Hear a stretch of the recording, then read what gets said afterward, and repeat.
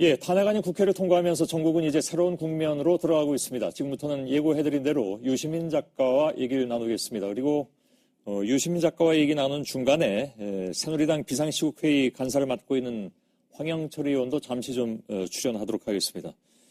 유시민 작가님 오랜만입니다. 아, 예. 예. 자, 오늘 그 표결 결과부터 좀 얘기를 해야 될 것 같은데 234표 어떻게 평가를 하십니까? 국회가 대의기관이거든요. 그래서 80% 내외의 국민들이 탄핵을 요구하기 때문에 대의기관으로서 국민의 뜻을 대의해서 헌법에 있는 권한을 행사함으로써 대통령의 직무를 정지시켰다. 이렇게 간단히 볼 수 있을 것 같습니다. 이렇게까지 예상은 유 작가께서도 못하셨죠? 예, 그 탄핵이 가결될 거라고는 봤는데 230표가 넘은 거는 좀 많이 나온 거죠. 예. 그래서 이 표의 결과가 앞으로 헌재 재판에도 좀 영향을 끼칠 것이다. 물론 헌재는 원칙대로 해야 되는 것이 맞긴 하나 그러나 이러한 분위기를 전혀 감안하지 않을 수는 없지 않겠냐 이런 의견들도 조심스럽게 나오는데 어떻게 보십니까?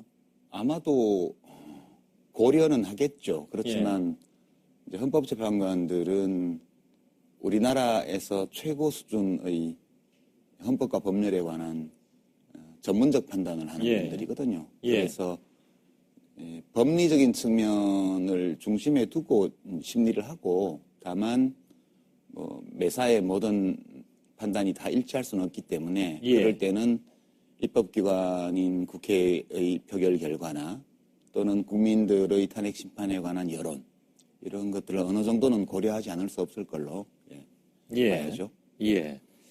물론 이건 아까 말씀드린 것처럼 굉장히 좀 조심스러운 분석이긴 합니다. 예상이고. 근데 아무튼 그렇다는 것. 그리고 헌재 결정이 특검 결과보다 앞설 수 있다 이런 그 얘기들도 나오는데 이것도 사실 좀 조심스러운 그런 예상이기도 합니다. 그래서 특검이 어떻게 결론을 내냐에 따라서 헌재가 왔다 갔다 하는 것이 아니라 헌재가 특검보다도 일찍 결론을 내릴 수 있을까 하는 그런 궁금증들도 많이 가지고 계신 것 같은데. 특검은 3월까지 할 수 있잖아요. 수사를 좀 연장하면. 근데 그 전에 탄핵 심판이 나올 수도 있다고 봅니다. 왜냐하면 2004년 노무현 대통령 탄핵 심판을 할 때 보면 그 당시에는 검찰이 수사를 하거나 기소를 하거나 그런 게 없었고 이제 국가기관의 의견은 중앙선거관리위원회의 선거법 위반 결정 그거 하나만 있었고 나머지는 탄핵을 한 야당들의 주장이었거든요. 그런데 그 상황에서 그대로 하나하나 쟁점에 대해서 판단을 하고 이제 일부 혐의들은 헌법 위반이 인정되지만 경미해서 파면할 정도는 아니라고 해서 기각 결정을 했던 거거든요. 마찬가지 맥락에서 이 탄핵 심판은 형사재판이 아니고 대통령이 이 현직에 머물 자격 또는 가치 이런 게 있느냐를 판단하는 거기 때문에 더 일찍 나올 수도 있다 저는 그렇게 봅니다. 그 당시 노 대통령을 물론 만나보셨을 텐데. 탄핵 심판 기간에요? 그때는 못 뵀죠. 전혀? 알겠습니다. 그 당시에 대통령이 어떤 상황이었는가를 좀 여쭤보려고 했는데. 저도 전해 듣기만 했습니다. 어떻게 들으셨습니까? 이제 일상적으로 청와대 안에 머물면서 주로 독서 또는 글도 좀 스치고 이렇게 하면서 이제 상황 보고만 종종 총리실에서 중요한 상황 보고 알아야 될 것만 조금 듣고 그 정도로 진행 걸로 그렇게 알고 있습니다. 그게 사실 좀 미묘한 문제가 될 수도 있습니다. 그러니까 지금 직무가 정지가 됐는데 박근혜 대통령이 황교안 총리로부터 만일 일상적인 보고를 받는다면 일상적인 보고는 아니죠. 왜냐하면 이제 탄핵 심판의 결과가 어떻게 될지 모르잖아요. 그러니까 탄핵 심판이 진행되는 동안 또 정부에는 여러 가지 일들이 있고 만약 대통령이 탄핵이 기각되거나 각하되어서 헌법재판소에서 다시 권한을 되찾게 된다면 그 기간을 그냥 공백으로 둘 수는 없습니다. 그래서 그 경우에 대통령이 미리 알아야 될 사항들이 있거든요. 그런 것들은 정보를 그 권한대행 쪽에서 제공해 주는 게 맞다고 저는 봅니다. 예. 다만 그것이 이제 정보 제공으로 끝날 것이냐, 뭐 혹여나 거기에 어떤 그 피드백, 그러니까 뭐 반응이 있음으로써 그것이 국정에 영향을 끼치게 되면 이건 또 전혀 다른 얘기가 되어버리기 때문에 그 부분이 조금 미묘해지는 것 같습니다. 예, 그렇죠. 그런데 상식에 미쳐서 하겠죠. 예. 전 뭐 대통령이 탄핵 심판 중에도 어떤 의견을 줄 수는 있다고 봐요. 그러나 이제 대통령 권한 대행이 그것을 지시로 받아서 한다든가 이렇게만 하지 않는다면 예. 그건 양식에 맡겨야죠. 황교안 권한 대행에. 알겠습니다. 그러나 워낙 같은 코드 인사라고들 많이들 그 얘기들 하고 있어서 아마 그런 우려들도 시중에서는 좀 있는 것 같습니다. 이번 그 상황을 놓고 이른바 유신 체제가 이제서야 뭐 마무리됐다 이런 평가들도 있고 그렇습니다. 유 작가께서는 어떻게 보십니까? 그런 면이 조금은 있겠죠. 예. 두 가지 측면이 있는데요. 하나는 박근혜 대통령이 얻었던 50%가 넘는 득표에는 상당 부분이 일종의 동정표 또는 연민의정 때문에 찍었던 표들이 있거든요. 예. 그러니까 박정희 대통령을 좋아하는 분도 있고 아닌 분도 있지만 여하튼 현직에 있으면서 불의의 어떤 시해 사건으로 돌아가신 분이기 때문에 예. 그 따님을 볼 때 뭔가 좀 특히 박정희 대통령이 국가 운영을 잘했다고 믿는 유권자들은 약간의 부채의식 같은 게 있었거든요. 예. 그것을 그 따님인 박근혜 후보에게 투영해서 표를 준 게 있었는데 그건 이제 끝났지 않은가. 더 이상 그래야 될 이유도 없고 뭐 더 이상 그 연연해야 할 필요도 없겠죠. 예. 다른 한편으로는 되게 박근혜 대통령의 지지층에는 또는 박정희 대통령을 좋아하는 분들 중에는 이념적인 면에서 또는 가치관에서 그런 국가주의적인 부국강병이라든가 국가안보라든가 뭐 이런 거에 동의해서 지지하는 분들이 있거든요. 예. 그분들은 잘 안 변할 거라고 봐요. 예. 예. 알겠습니다. 지금 옆에 아까 말씀드린 대로 새누리당 비박계 그러니까 비상시국회의에 황영철 간사께서 나와 계신데 잠깐 두 분하고 좀 더 진행을 한 다음에 황 간사님 보내드리고 다시 또 유 작가님과 얘기 나누도록 하겠습니다. 자, 우선 그 이른바 친박의 숨은 탄핵파가 많았다. 뭐 이런 얘기들이 나왔습니다. 오늘 네. 표결 결과 후에. 네. 예상을 하셨습니까, 혹시? 예상한 것보다는 조금 더 나왔습니다. 그렇습니까? 네. 그 이유는 왜 그렇다고 생각을 하십니까? 결국 국민의 뜻에 따른 의원들이 많았다고 보죠. 그리고 예. 저희들이 끝까지 우리 친박 의원님들 중에서도 저희 뜻에 동참시키기 위한 설득 노력들을 계속해 왔고요. 예. 그리고 오늘도 사실은 의총 과정이라든지 이런 과정 속에서도 또 많은 고민을 하셨던 의원님들이 또 찬성적으로 오늘 또 많이 마지막 순간에? 네네네. 예. 일반적으로는 지난주 그 촛불 집회가 네. 예상을 훨씬 뛰어넘는 그런 시민들이 나오셨기 때문에 네. 그것이 여당 의원들한테도 상당 부분 영향을 끼쳤을 것이다라는 얘기도 하던데. 맞는 말씀입니다. 예. 사실은 우리 국회의원들은 국민의 뜻이 무엇인가를 최우선으로 삼고 판단을 내리는데 예. 사실 대통령 3차 담화 발표 이후에 우리 당론 결정 과정에서 여러 가지 또 입장의 변화가 있어 왔습니다. 그럼에도 불구하고 저희들이 확고하게 탄핵 이 심판의 국회 절차에 예. 동의를 한 것은 그 지난주 토요일 날 국민들의 그 촛불 민심을 반영해서 결정한 것이고요. 이 과정 속에서 중립지대에 있던 의원님들도 그러한 국민들의 민심을 거부할 수 없었다 이렇게 봅니다. 예. 자, 당장은 새누리당이 이제 어떻게 될 것이냐에 상당 부분 관심들이 많이 가 있는 것도 네. 뭐 솔직한 그런 얘기입니다. 네. 그래서 비박의 결속력은 물론 뭐 커질 수 있지만 친박은 그럼 어떻게 되는 것이냐? 뭐 숫자로도 지금 오늘 나타나는 것으로 보면 워낙 적고 네. 또 대통령은 지금 직무 정지에 들어가 있기 때문에 친박에는 상당 부분 좀 힘이 빠지지 않겠느냐. 심지어는 뭐 이런 표현은 어떨지 모르겠습니다만 본인들이 들으면 서운해하실 것 같아서 어떤 분은 소멸의 길을 걸 것이다 이런 얘기도 하던데 어떻게 보시는지. 사실 제 입으로 우리 당내에 있는 의원님들 물론 뭐 친박이라는 조금 예. 다른 계파라고 볼 수 있습니다만 또 소멸이라고 또 얘기하면 아마 굉장히 불만 그러시겠죠. 많이 가지실 예. 거예요. 그래서 저는 그분들이 오늘 이후에 어떤 자세를 취하느냐가 매우 중요하다라고 예. 봅니다. 그래서 오늘의 결과를 인정하고 이 선으로 물러서서 또 새누리당의 또 새로운 쇄신을 위해서 뒤로 물러주면 예. 그래도 어느 정도는 또 이렇게 있을 수 있는 공간이 있다고 보는데 이러한 쇄신에 또 뭐 저항하거나 또 어떤 이 싸움이 붙는 상황이 되면 거기서 또 치열하게 또 이 대결이 될 수밖에 없는데 예. 결국은 그 싸움 속에서도 저는 우리 비상식국회가 가져왔던 국민의 뜻을 반영하는 예. 그런 측면이 더욱더 강화될 것이라고 봐요. 그렇게 예. 되면 설 자리가 아주 없어지게 되는 것이죠. 그것이야말로 정말 소멸하는 길이다라고 보고 예. 있습니다. 그래서 네. 생각나는 질문인데 네. 그 비상시국 회의는 앞으로도 계속 합니까? 저희들이 그 문제를 가지고 이번 주 일요일 날 모여서 앞으로 비상식회의를 어떻게 운영할 것인지 예. 또 무엇을 할 것인지에 대해서 논의를 하기로 했습니다. 그래서 예. 이번 주 일요일 날이면 저희들이 어떤 길을 갈 것인지에 대한 결론이 나올 것 같습니다. 알겠습니다. 유시민 작가께서는 새누리당의 지금 상황 그리고 앞으로의 예상을 어떻게 하고 계십니까? 단순하지가 않은 문제인데요. 예. 제가 이제 사실 되게 중요하게 여기는 거는 오늘 대통령의 직무정지 직전 마지막 국무위원 간담회 발언이요. 이제 그걸 보면 탄핵 기각 그리고 예. 그 대통령 직무 복귀에 대한 희망 이런 것을 박근혜 대통령이 버리지 않고 있다는 느낌이 굉장히 강하게 들었어요. 예.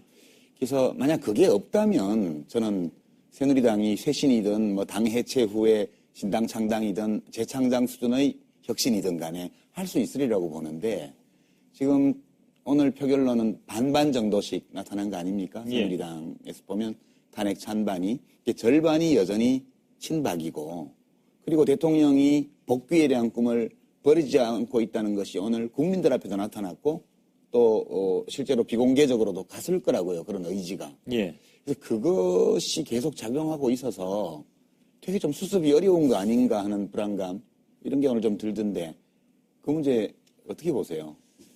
뭐 실제로 예를 들면 민정수석 네. 임명도 네. 그런 차원에서 이해되고 있습니다. 네. 뭐 대통령이 이제 우리 새누리당에 어떤 영향을 미칠 거라고 보지는 않아요. 이제 친박에게는 계속 영향을 미칠 수 있지만 새누리당 전체적으로는 이제 대통령의 영향에서 벗어나는 과정이 시작됐다고 보는 겁니다. 그리고 이제 앞으로는 탄핵 절차는 탄핵 절차대로 진행되겠지만 이제 대선 국면으로 들어갈 수밖에 없는 상황이 되었다고 봅니다. 그래서 저희는 1단계로는 새누리당의 새 지도체제를 만드는 데 집중을 할 것이고요. 새 지도체제가 구성되는 그 순간부터 이제 새로운 대선 국면에서 뭐 인물 영입이라든지 그 인물 영입 과정 중에서 또 인적 쇄신의 부분도 함께 해나갈 거라고 저희는 생각하고 있습니다. 그런 과정에서 봤을 땐 그래도 이제 뭐 유 선배님이 염려하시는 것처럼 대통령께서 뭐 우리 영향력을 계속 가지고 있을 거다. 저희는 동의하기 좀 어렵습니다. 예. 근데 이정현 대표 네. 발언도 오늘 보니까 네.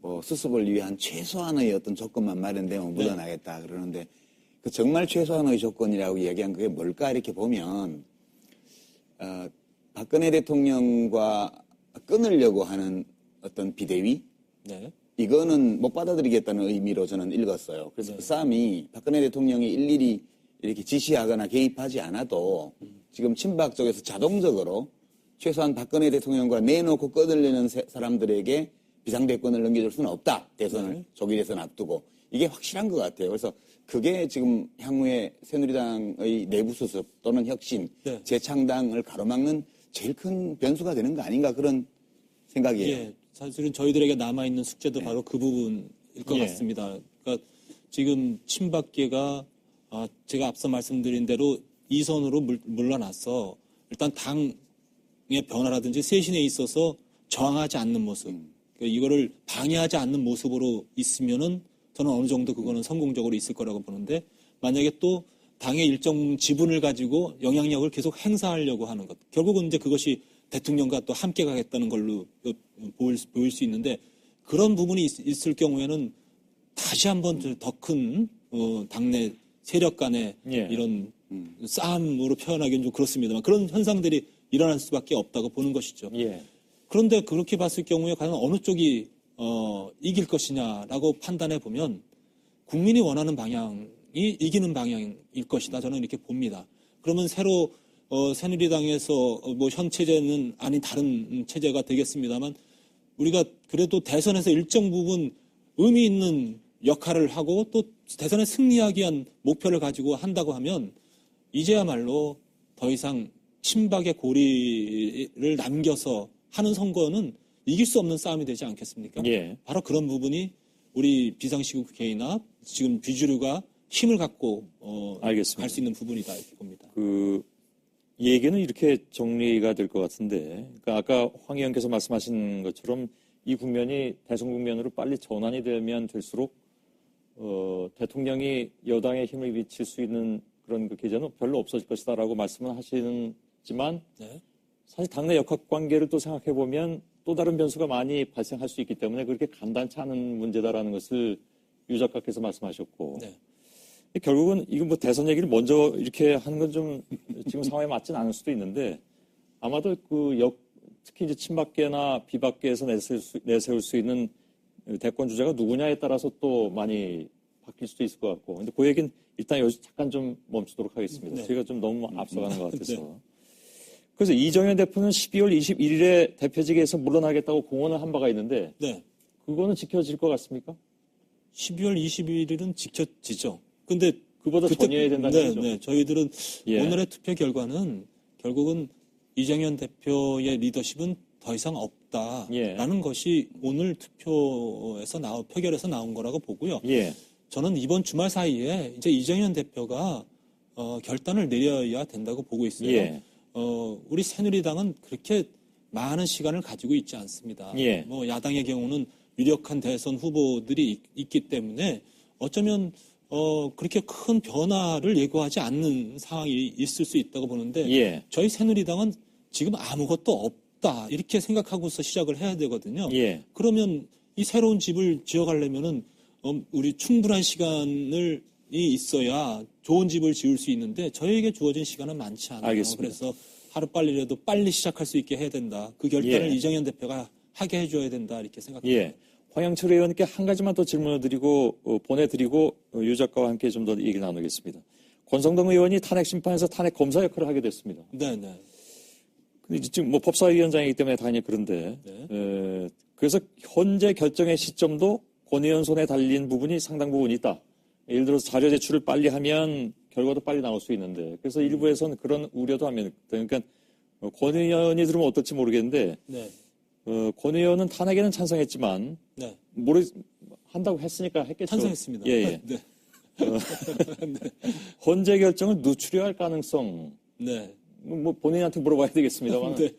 답이 뭐 뻔할 것 같기도 하고 어떻게 보십니까? 제가 아는 권성동 의원은 예.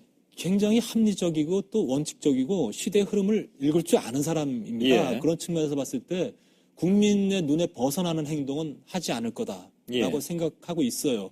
그러나 권성동 의원이 지금까지 늘 이제 의총에서라든지 회의에서 얘기할 때 적어도 이 탄핵 심리가 굉장히 많은 시간이 필요할 거라고 본다. 예. 그래서 탄핵의 헌법재판소의 결정에 한 4월 정도는 돼야 내려질 거라고 본다. 이런 얘기를 해왔거든요. 예. 그것에 비춰봤을 때 뭐 일부러 고의로 굳이 늦춰야 될 거라고 본인이 생각지도 않을 것이고 예. 또 그런 뭐 장난을 칠 사람이 아닙니다. 그러니까 한번 믿어보시는 게 좋을 예. 것 같습니다. 알겠습니다. 황 의원과는 여기까지만 좀 말씀 나누죠. 네. 예. 어려운 걸음 해주셨습니다. 감사합니다. 고맙습니다. 예. 유시민 작가와 계속 얘기 나누도록 하겠습니다. 황교안 총리 권한대행 체제에 대해서 아까 잠깐 말씀하셨는데 요거 한 가지만 좀 짚고 넘어갈 필요가 있습니다. 왜냐하면 황 총리도 괜찮다라는 말씀을 해오셨기 때문에 지금도 생각이 같으십니까? 예, 뭐 저는 큰 문제 아닐 거라고 봐요. 예, 왜 그렇습니까? 그러면? 권한대행은 이제 고건 전 권한대행 예. 2004년 탄핵 때요. 그 예를 보면 헌법에 따르면 모든 대통령의 권한을 다 대행하는 거지만 예. 대통령이 그 국민 통합을 하지 못하고 국민들의 뜻을 거슬러서 지금 입법기관에서 탄핵을 당한 마당에 국무총리로서 대통령 권한 대행을 하는 분이 그런 것을 안 살필 수는 없거든요. 누가 해도. 그리고 황 총리의 뭐 권한 대행의 성품이 기본 막 치고 나가거나 자기 아이디어가 많거나 또는 자기 이념을 강하게 어느 쪽으로 드러내거나 이런 스타일은 아니죠. 굉장히 어찌 보면 범생이 스타일 비슷합니다. 그런 점에서 보면 그런 국민들의 요구나 여론 이런 것을 벗어나서 크게 엇나갈 가능성은 높지 않다고 저는 봐요. 예. 근데 지금 야권은 뭐 특히 이제 추미애 대표 같은 경우에는 뭐 반대로 생각하고 있는 것 같은데. 그 적절치 못한 말이죠. 지금 권한 대행으로 와 있는데 총리를 탄핵하면 마음은 내각도 같이 탄핵당한 기분으로 이제 황교안 권한 대행이나 또는 장관들이 임해야죠. 이 기간 동안에. 그렇지만 그렇다고 해서 지금 권한 대행마저 나가라 그러면 뭐 절차가 없잖아요. 그러니까 그거는 좀 그 기분은 알겠는데 그 취지도 알겠지만 그런 표현은 좀 부적절하다고 봐요, 저는. 일단 좀 지켜보자 그런 뜻으로 그러면 알겠습니다. 자, 그 4월이든 6월이든 지금 뭐 이른바 대선 시기는 빨라진 것 같습니다. 뭐 원튼 원치 않든 모든 사람들이. 근데 이런 변화가 글쎄요.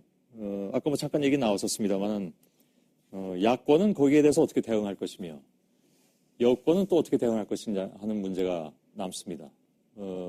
어떤 식으로 진행이 될 것이라고 생각을 하십니까? 지금 탄핵 심판 기간이 얼마나 될지 모르죠, 지금. 그리고 탄핵이 지금 인용될 가능성이 더 높다고 보지만, 그러니까 말하자면 헌법재판소에서 대통령 파면을 할 가능성이 더 높아 보이지만 또 알 수 없는 거죠, 이론적으로는. 기각될 가능성도 배제할 수는 없거든요.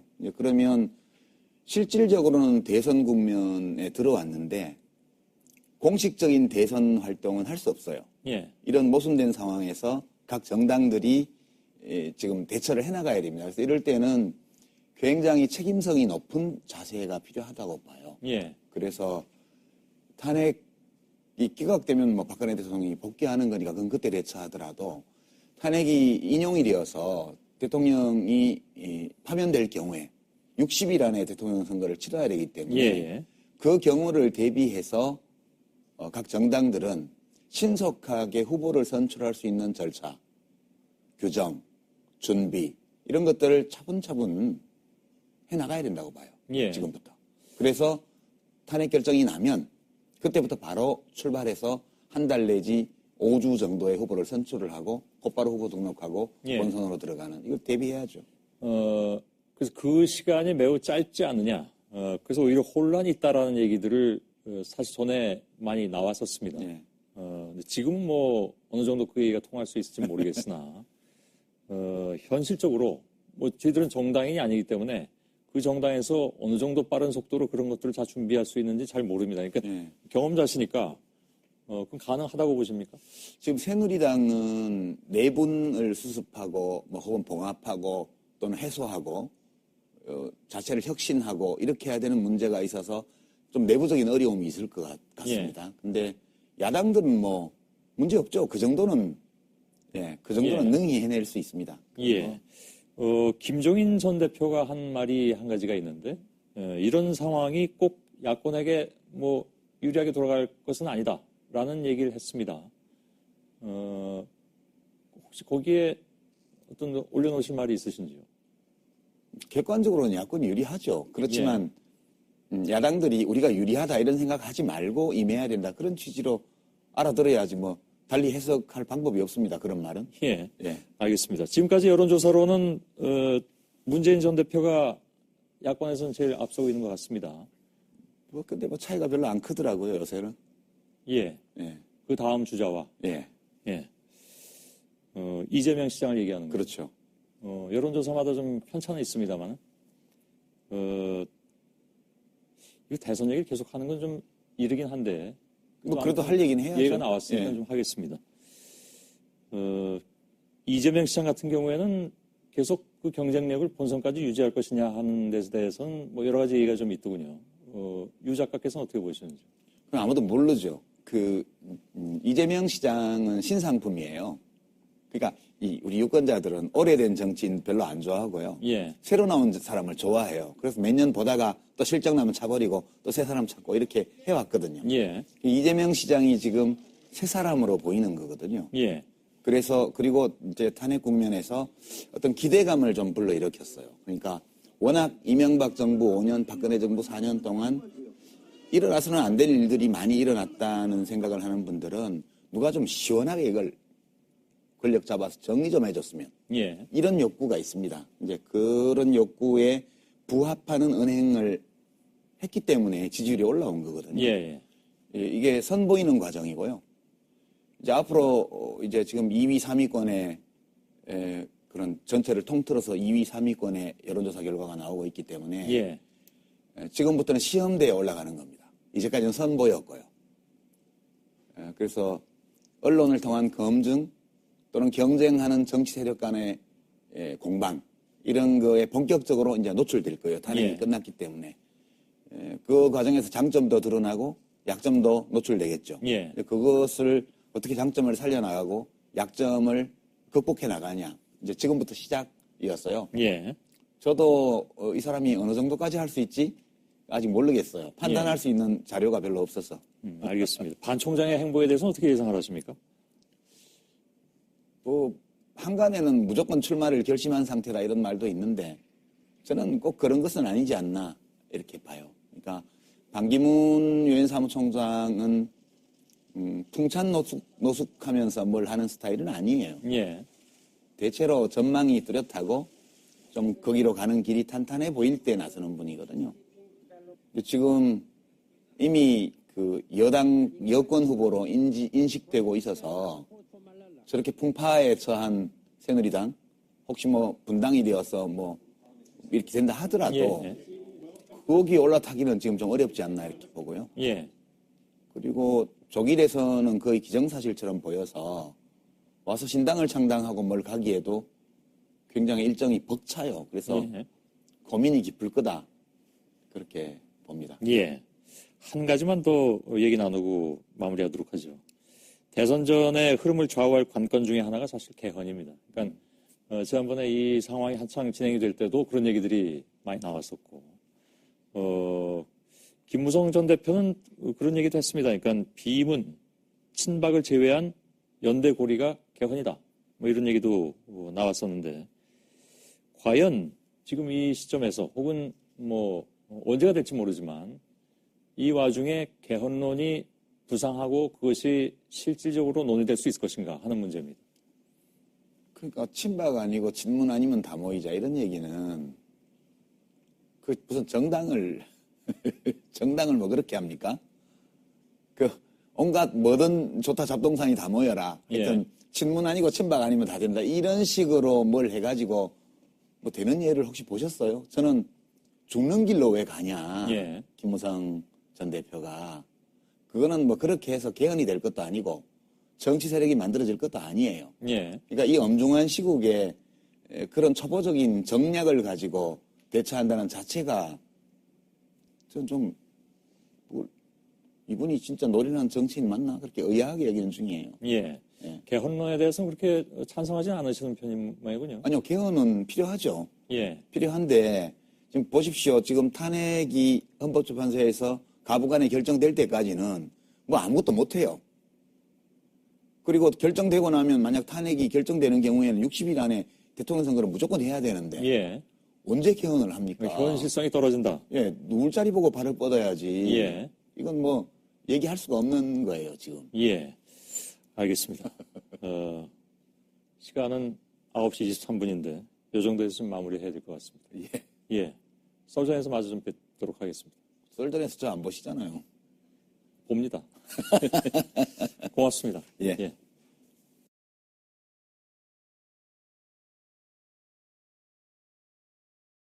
한번 믿어보시는 게 좋을 것 같습니다. 알겠습니다. 황 의원 거는 여기까지만 좀 말씀 나누죠. 어려운 걸음 해주셨습니다. 감사합니다. 고맙습니다. 유시민 작가와 계속 얘기 나누도록 하겠습니다. 황교안 총리 권한 대행 체제에 대해서 아까 잠깐 말씀하셨는데 요거 한 가지만 좀 짚고 넘어갈 필요가 있습니다. 왜냐하면 황 총리도 괜찮다라는 말씀을 해오셨기 때문에 지금도 생각이 같으십니까? 예, 뭐 저는 뭐 큰 문제 아닐 거라고 봐요. 예, 왜 그렇습니까? 그러면? 권한대행은 이제 고건 전 권한대행 예. 2004년 탄핵 때요. 그 예를 보면 뭐 헌법에 따르면 모든 대통령의 권한을 다 대행하는 거지만 예. 대통령이 그 국민 통합을 하지 못하고 국민들의 뜻을 거슬러서 지금 입법기관에서 탄핵을 당한 마당에 국무총리로서 대통령 권한 대행을 하는 분이 그런 것을 안 살필 수는 없거든요. 누가 해도.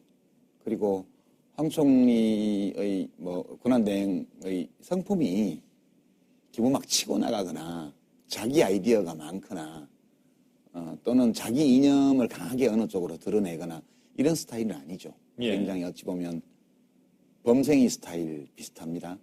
그런 점에서 보면 그런 국민들의 요구나 여론 이런 것을 벗어나서 크게 엇나갈 가능성은 높지 않다고 저는 봐요. 예. 근데 지금 야권은 뭐 특히 이제 추미애 대표 같은 경우에는 뭐 반대로 생각하고 있는 것 같은데. 그 적절치 못한 말이죠. 지금 권한 대행으로 와 있는데 총리를 탄핵하면 마음은 예. 내각도 같이 탄핵당한 기분으로 이제 황교안 권한 대행이나 또는 장관들이 임해야죠. 이 예. 기간 동안에. 그렇지만 그렇다고 해서 지금 권한 대행마저 나가라 그러면 뭐 절차가 없잖아요. 예. 그러니까 그거는 좀 그 기분은 알겠는데 그 취지도 알겠지만 그런 예. 표현은 좀 부적절하다고 봐요, 저는. 일단 좀 지켜보자 그런 뜻으로 그러면 알겠습니다. 자, 그 4월이든 6월이든 지금 뭐 이른바 대선 시기는 빨라진 것 같습니다. 뭐 원튼 원치 않든 모든 사람들이. 근데 이런 변화가 글쎄요. 아까 뭐 잠깐 얘기 나왔었습니다만은 야권은 거기에 대해서 어떻게 대응할 것이며 여권은 또 어떻게 대응할 것이냐 하는 문제가 남습니다. 어떤 식으로 진행이 될 것이라고 생각을 하십니까? 지금 탄핵 심판 기간이 얼마나 될지 모르죠, 지금. 예. 그리고 탄핵이 지금 인용될 가능성이 더 높다고 보지만, 그러니까 예. 말하자면 헌법재판소에서 대통령 파면을 할 가능성이 더 높아 보이지만 또 알 수 없는 거죠, 이론적으로는. 예. 기각될 가능성도 배제할 수는 없거든요. 그러면 실질적으로는 대선 국면에 들어왔는데 공식적인 대선 활동은 할 수 없어요. 예. 이런 모순된 상황에서 각 정당들이 지금 대처를 해나가야 됩니다. 그래서 이럴 때는 굉장히 책임성이 높은 자세가 필요하다고 봐요. 예. 그래서 탄핵이 기각되면 뭐 박근혜 대통령이 복귀하는 거니까 그건 그때 대처하더라도 탄핵이 인용이 되어서 대통령이 파면될 경우에 60일 안에 대통령 선거를 치러야 되기 때문에 예. 그 경우를 대비해서 각 정당들은 신속하게 후보를 선출할 수 있는 절차, 규정, 준비 이런 것들을 차분차분 해나가야 된다고 봐요. 예. 지금부터. 그래서 탄핵 결정이 나면 그때부터 바로 출발해서 한 달 내지 5주 정도의 후보를 선출을 하고 곧바로 후보 등록하고 예. 본선으로 들어가는 이걸 대비해야죠. 그래서 그 시간이 매우 짧지 않느냐.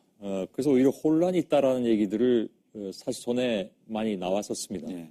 근데 지금은 뭐 어느 정도 그 얘기가 통할 수 있을지 모르겠으나 현실적으로 뭐 저희들은 정당인이 아니기 때문에 그 정당에서 어느 정도 빠른 속도로 그런 것들을 다 준비할 수 있는지 잘 모릅니다. 그러니까 예. 경험자시니까 그럼 가능하다고 보십니까? 지금 새누리당은 내분을 수습하고 뭐 혹은 봉합하고 또는 해소하고 자체를 혁신하고 이렇게 해야 되는 문제가 있어서 좀 내부적인 어려움이 있을 것 같습니다. 근데 야당들은 뭐 문제 없죠. 그 정도는 그 정도는 능히 해낼 수 있습니다. 예.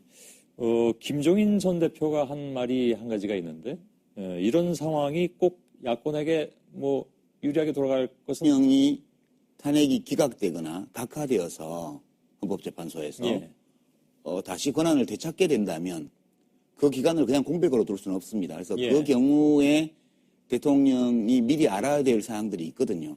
그런 것들은 정보를 그 권한대행 쪽에서 제공해 주는 게 맞다고 저는 봅니다. 예. 다만 그것이 이제 정보 제공으로 끝날 것이냐, 뭐 혹여나 거기에 어떤 그 피드백, 그러니까 뭐 반응이 있음으로써 그것이 국정에 영향을 끼치게 되면 이건 또 전혀 다른 얘기가 되어버리기 때문에 그 부분이 조금 미묘해지는 것 같습니다. 예, 그렇죠. 그런데 상식에 미쳐서 하겠죠. 예. 전 뭐 대통령이 탄핵 심판 중에도 어떤 의견을 줄 수는 있다고 봐요. 그러나 이제 대통령 권한 대행이 그것을 지시로 받아서 한다든가 이렇게만 하지 않는다면 예. 그건 양식에 맡겨야죠. 황교안 권한 대행에. 알겠습니다. 그러나 워낙 같은 코드 인사라고들 많이들 그 얘기들 하고 있어서 아마 그런 우려들도 시중에서는 좀 있는 것 같습니다. 이번 그 상황을 놓고 이른바 유신 체제가 이제서야 뭐 마무리됐다 이런 평가들도 있고 그렇습니다. 유 작가께서는 어떻게 보십니까? 그런 면이 조금은 있겠죠. 예. 두 가지 측면이 있는데요. 하나는 박근혜 대통령이 얻었던 50%가 넘는 득표에는 상당 부분이 일종의 동정표 또는 연민의정 때문에 찍었던 표들이 있거든요. 예. 그러니까 박정희 대통령을 좋아하는 분도 있고 아닌 분도 있지만 여하튼 현직에 있으면서 불의의 어떤 시해 사건으로 돌아가신 분이기 때문에 예. 그 따님을 볼 때 뭔가 좀 특히 박정희 대통령이 국가 운영을 잘했다고 믿는 유권자들은 약간의 부채의식 같은 게 있었거든요. 예. 근데 그것을 그 따님인 박근혜 후보에게 투영해서 표를 준 게 있었는데 그건 이제 끝났지 않은가. 더 이상 그래야 될 이유도 없고 뭐 더 이상 그 연연해야 할 필요도 없겠죠. 예. 다른 한편으로는 되게 박근혜 대통령의 지지층에는 또는 박정희 대통령을 좋아하는 분들 중에는 이념적인 면에서 또는 가치관에서 그런 국가주의적인 부국강병이라든가 국가안보라든가 뭐 이런 거에 동의해서 지지하는 분들이 있거든요. 예. 그분들은 잘 안 변할 거라고 봐요. 예. 예. 알겠습니다. 지금 옆에 아까 말씀드린 대로 새누리당 비박계 그러니까 비상시국 회의에 황영철 간사께서 나와 계신데 잠깐 두 분하고 좀 더 진행을 한 다음에 황 간사님 보내드리고 다시 또 유 작가님과 얘기 나누도록 하겠습니다. 자, 우선 그 이른바 친박의 숨은 탄핵파가 많았다. 뭐 이런 얘기들이 나왔습니다. 오늘 네. 표결 결과 후에. 네. 예상을 하셨습니까, 혹시? 예상한 것보다는 조금 더 나왔습니다. 그렇습니까? 네. 그 이유는 왜 그렇다고 생각을 하십니까? 결국 국민의 뜻에 따른 의원들이 많았다고 보죠. 그리고 예. 저희들이 끝까지 우리 친박 의원님들 중에서도 저희 뜻에 동참시키기 위한 설득 노력들을 계속해 왔고요. 예. 그리고 오늘도 사실은 의총 과정이라든지 이런 과정 속에서도 또 많은 고민을 하셨던 의원님들이 또 찬성 쪽으로 오늘 또 많이 마지막 순간에? 네네네. 예. 일반적으로는 지난주 그 촛불 집회가 네. 예상을 훨씬 뛰어넘는 그런 시민들이 나오셨기 때문에 네. 그것이 여당 의원들한테도 상당 부분 영향을 끼쳤을 것이다라는 얘기도 하던데. 맞는 말씀입니다. 예. 사실은 우리 국회의원들은 국민의 뜻이 무엇인가를 최우선으로 삼고 판단을 내리는데 예. 사실 대통령 3차 담화 발표 이후에 우리 당론 결정 과정에서 여러 가지 또 입장의 변화가 있어 왔습니다. 그럼에도 불구하고 저희들이 확고하게 탄핵 이 심판의 국회 절차에 예. 동의를 한 것은 그 지난주 토요일 날 국민들의 그 촛불 민심을 반영해서 결정한 것이고요. 이 과정 속에서 중립지대에 있던 의원님들도 그러한 국민들의 민심을 거부할 수 없었다 이렇게 봅니다. 예. 자, 당장은 새누리당이 이제 어떻게 될 것이냐에 상당 부분 관심들이 많이 가 있는 것도 네. 뭐 솔직한 그런 얘기입니다. 네. 그래서 비박의 결속력은 물론 뭐 커질 수 있지만 친박은 그럼 어떻게 되는 것이냐? 뭐 숫자로도 지금 오늘 나타나는 것으로 보면 워낙 적고 네.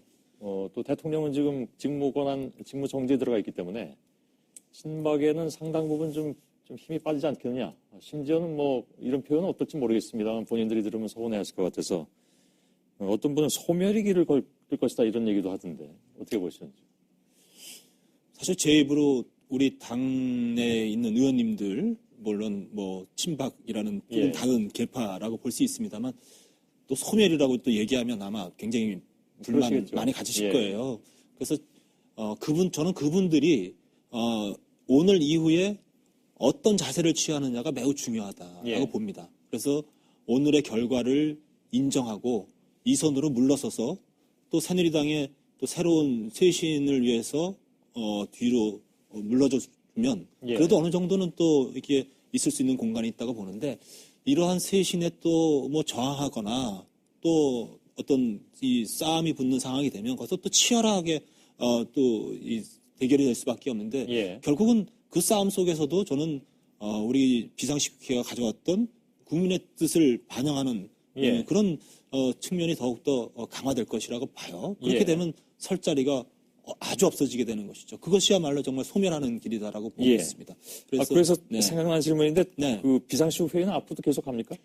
저희들이 그 문제를 가지고 이번 주 일요일 날 모여서 앞으로 비상식국회의를 어떻게 운영할 것인지 예. 또 무엇을 할 것인지에 대해서 논의를 하기로 했습니다. 그래서 예. 이번 주 일요일 날이면 저희들이 어떤 길을 갈 것인지에 대한 결론이 나올 것 같습니다. 알겠습니다. 유시민 작가께서는 새누리당의 지금 상황 그리고 앞으로의 예상을 어떻게 하고 계십니까?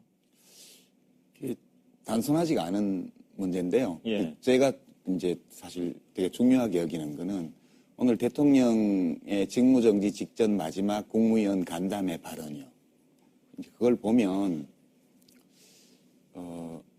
탄핵 기각 그리고 예. 그 대통령 직무 복귀에 대한 희망 이런 것을 박근혜 대통령이 버리지 않고 있다는 느낌이 굉장히 강하게 들었어요. 예. 그래서 만약 그게 없다면 저는 새누리당이 쇄신이든 뭐 당 해체 후에 신당 창당이든 재창당 수준의 혁신이든 간에 할 수 있으리라고 보는데 지금 오늘 표결로는 반반 정도씩 나타난 거 아닙니까? 예. 새누리당에서 보면 탄핵 찬반이 절반이 여전히 친박이고 그리고 대통령이 복귀에 대한 꿈을 버리지 않고 있다는 것이 오늘 국민들 앞에도 나타났고 또 실제로 비공개적으로도 갔을 거라고요. 그런 의지가. 예. 그래서 그것이 계속 작용하고 있어서 되게 좀 수습이 어려운 거 아닌가 하는 불안감 이런 게 오늘 좀 들던데 그 문제 어떻게 보세요? 뭐 실제로 예를 들면 민정수석 네. 임명도 네. 그런 차원에서 이해되고 있습니다. 네. 뭐 대통령이 이제 우리 새누리당에 어떤 영향을 미칠 거라고 보지는 않아요. 이제 친박에게는 계속 영향을 미칠 수 있지만 새누리당 전체적으로는 이제 대통령의 영향에서 벗어나는 과정이 시작됐다고 보는 겁니다.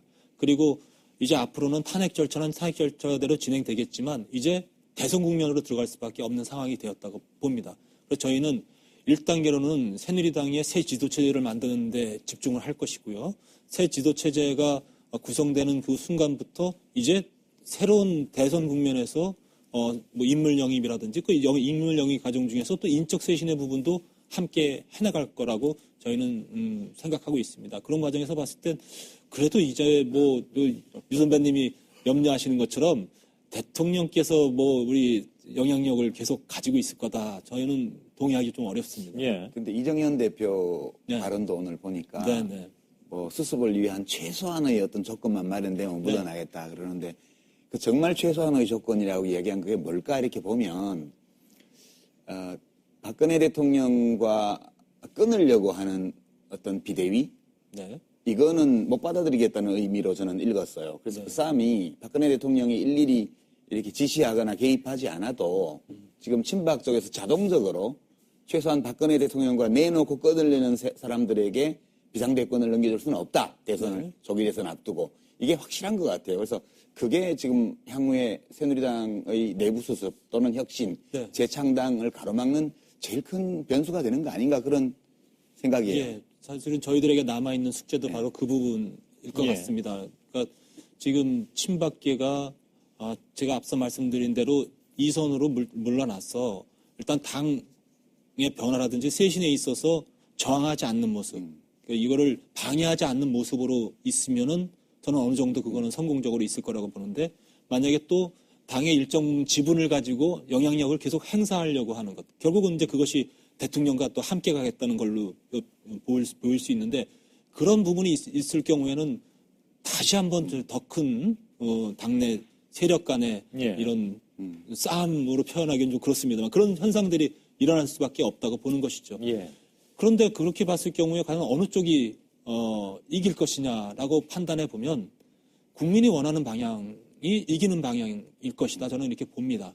그러면 새로 새누리당에서 뭐 현 체제는 아닌 다른 체제가 되겠습니다만 우리가 그래도 대선에서 일정 부분 의미 있는 역할을 하고 또 대선에 승리하기 위한 목표를 가지고 한다고 하면 이제야말로 더 이상 친박의 고리를 남겨서 하는 선거는 이길 수 없는 싸움이 되지 않겠습니까? 예. 바로 그런 부분이 우리 비상시국 국회의나 지금 비주류가 힘을 갖고 갈 수 있는 부분이다 이렇게 봅니다. 이 얘기는 이렇게 정리가 될 것 같은데, 그러니까 아까 황 의원께서 말씀하신 것처럼 이 국면이 대선 국면으로 빨리 전환이 되면 될수록 대통령이 여당의 힘을 미칠 수 있는 그런 그 계제는 별로 없어질 것이다라고 말씀을 하시지만 네. 사실 당내 역학관계를 또 생각해 보면 또 다른 변수가 많이 발생할 수 있기 때문에 그렇게 간단치 않은 문제다라는 것을 유 작가께서 말씀하셨고. 네. 결국은 이거 뭐 대선 얘기를 먼저 이렇게 하는 건 좀 지금 상황에 맞진 않을 수도 있는데 아마도 특히 이제 친박계나 비박계에서 내세울 수 있는 대권 주자가 누구냐에 따라서 또 많이 바뀔 수도 있을 것 같고. 근데 그 얘기는 일단 여기서 잠깐 좀 멈추도록 하겠습니다. 네. 저희가 좀 너무 앞서가는 것 같아서. 네. 그래서 이정현 대표는 12월 21일에 대표직에서 물러나겠다고 공언을 한 바가 있는데 네. 그거는 지켜질 것 같습니까? 12월 21일은 지켜지죠. 근데 그보다 전이어야 된다는 거죠. 네. 저희들은 예. 오늘의 투표 결과는 결국은 이정현 대표의 리더십은 더 이상 없다라는 것이 오늘 투표에서 표결에서 나온 거라고 보고요. 예. 저는 이번 주말 사이에 이제 이정현 대표가 결단을 내려야 된다고 보고 있어요. 예. 우리 새누리당은 그렇게 많은 시간을 가지고 있지 않습니다. 예. 뭐 야당의 경우는 유력한 대선 후보들이 있기 때문에 어쩌면 그렇게 큰 변화를 예고하지 않는 상황이 있을 수 있다고 보는데 예. 저희 새누리당은 지금 아무것도 없다 이렇게 생각하고서 시작을 해야 되거든요. 예. 그러면 이 새로운 집을 지어가려면은 우리 충분한 시간이 있어야 좋은 집을 지을 수 있는데 저희에게 주어진 시간은 많지 않아요. 알겠습니다. 그래서 하루빨리라도 빨리 시작할 수 있게 해야 된다. 그 결단을 예. 이정현 대표가 하게 해줘야 된다 이렇게 생각합니다. 예. 황영철 의원님께 한 가지만 더 질문을 드리고 보내드리고 유 작가와 함께 좀 더 얘기 나누겠습니다. 권성동 의원이 탄핵 심판에서 탄핵 검사 역할을 하게 됐습니다. 네네. 근데 지금 뭐 법사위원장이기 때문에 당연히 그런데 네. 그래서 현재 결정의 시점도 권 의원 손에 달린 부분이 상당 부분 있다. 예를 들어서 자료 제출을 빨리 하면 결과도 빨리 나올 수 있는데 그래서 일부에서는 그런 우려도 하면 그러니까 권 의원이 들으면 어떨지 모르겠는데 네.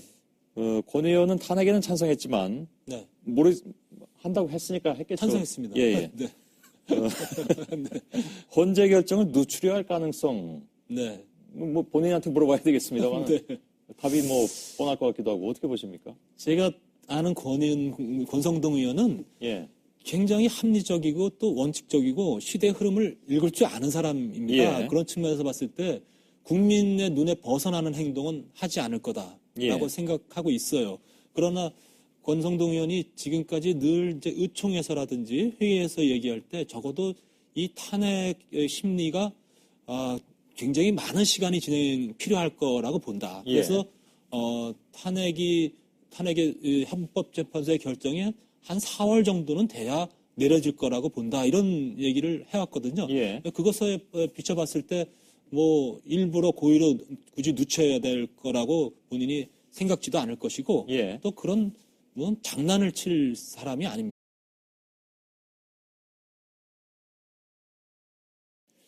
예, 탄핵안이 국회를 통과하면서 전국은 이제 새로운 국면으로 들어가고 있습니다. 지금부터는 예고해드린 대로 유시민 작가와 얘기를 나누겠습니다. 그리고 유시민 작가와 얘기 나눈 중간에 새누리당 비상시국회의 간사를 맡고 있는 황영철 의원도 잠시 좀 출연하도록 하겠습니다.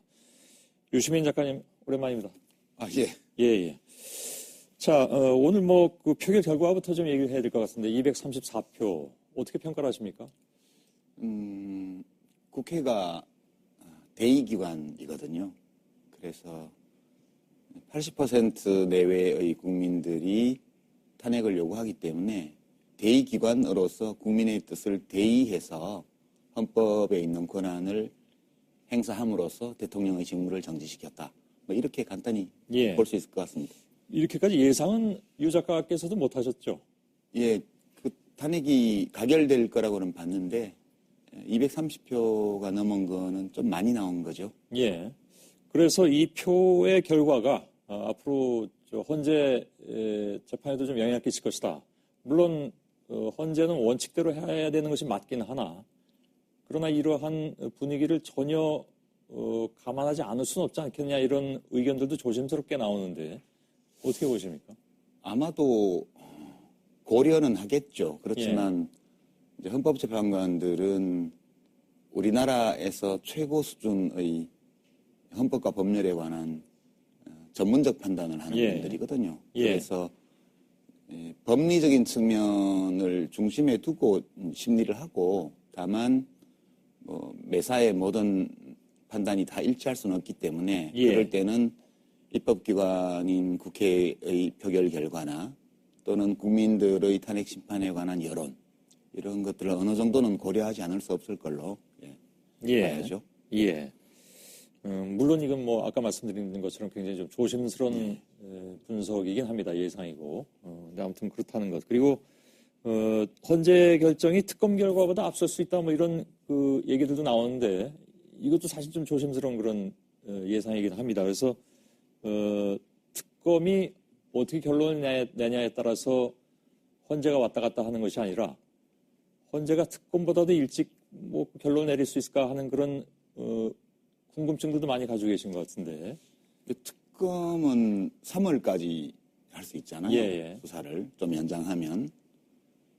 근데 그 전에 탄핵 심판이 나올 수도 있다고 봅니다. 왜냐하면 2004년 노무현 대통령 탄핵 심판을 할 때 보면 그 당시에는 검찰이 수사를 하거나 기소를 하거나 그런 게 없었고, 이제 국가기관의 의견은 중앙선거관리위원회의 선거법 위반 결정 그거 하나만 있었고 나머지는 탄핵을 한 야당들의 주장이었거든요. 근데 그 상황에서 그대로 하나하나 쟁점에 대해서 판단을 하고, 이제 일부 혐의들은 헌법 위반이 인정되지만 경미해서 파면할 정도는 아니라고 해서 기각 결정을 했던 거거든요. 마찬가지 맥락에서 이 탄핵 심판은 형사재판이 아니고 대통령이 이 현직에 머물 자격 또는 가치 이런 게 있느냐를 판단하는 거기 때문에 더 일찍 나올 수도 있다, 저는 그렇게 봅니다. 그 당시 노 대통령을 물론 뭐 만나보셨을 텐데. 탄핵 심판 기간에요? 그때는 못 뵀죠. 전혀?